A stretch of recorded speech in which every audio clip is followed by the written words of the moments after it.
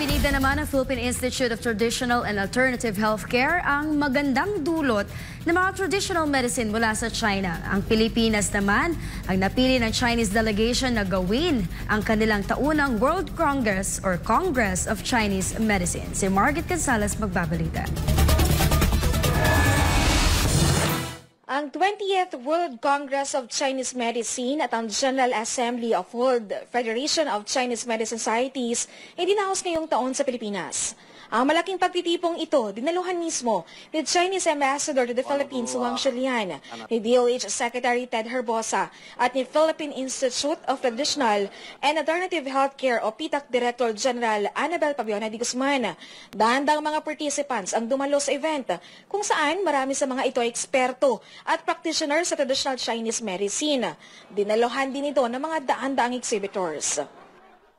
We are very proud na dito po hinold sa atin. Kasi previously, last year, it was in Sao Paulo, Brazil. And then before that, it was in Paris, France. Then Hong Kong and Macau. So we actually have more than 400 international participants and 400 online and face-to-face local participants. So there are more than 800. Ayon sa PITAC, malaking tulong ang acupuncture, tuina massage at ang herbal medicine mula sa bansang China. Ang acupuncture daw nito hindi lang maganda sa pain relief, gamit din daw ito para sa cancer therapy. Habang ang kanilang tuina massage ay hindi katulad sa salon dahil ang kanilang hilot nakakagamot. Habang ang kanilang herbal medicine mas mura at ligtas gamitin kesa sa synthetic. Kasi lalong-lalo na doon sa mga synthetic medicines, maraming side effect.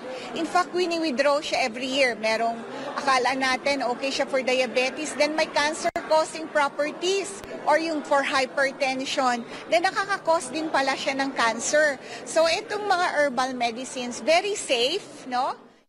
Sinabi pa nito na malaki ang naitulong ng Chinese medicine noong tumama ang COVID-19. So during the pandemic, parang nag-proliferate yung use of Lenhua Kengwin, and it was one of the medicines that really gave symptomatic relief for those with COVID-19. Welcome sa bansa ang mga traditional medicine ayon sa Department of Health.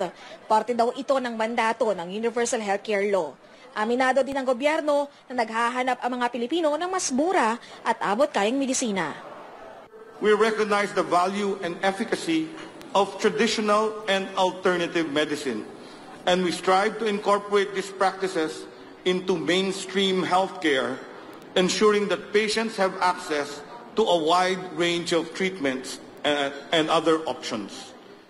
Si Pangulong Bongbong Marcos Jr., bagamat wala sa pagtitipon, ay nagpahatid ng suporta sa Chinese medicine at umaasa ito na lalawak pa ang ugnayan ng dalawang bansa para sa programang pangkalusugan.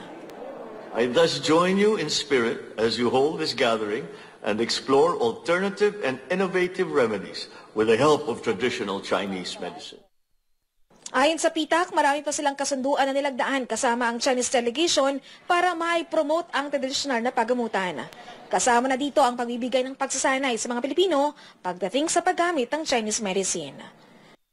I will be signing a memorandum of understanding with Fujian University, and then meron na kaming mga na-sign din na mga memorandum of understanding with Nanjing University, Shenzhen. So mag-o-open sila ng scholarships, mapapadala natin yung mga tao natin abroad.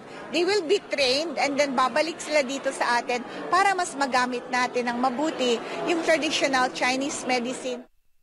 Para sa Diyos at Pilipinas kong mahal, Margaret Gonzalez, SMNI News.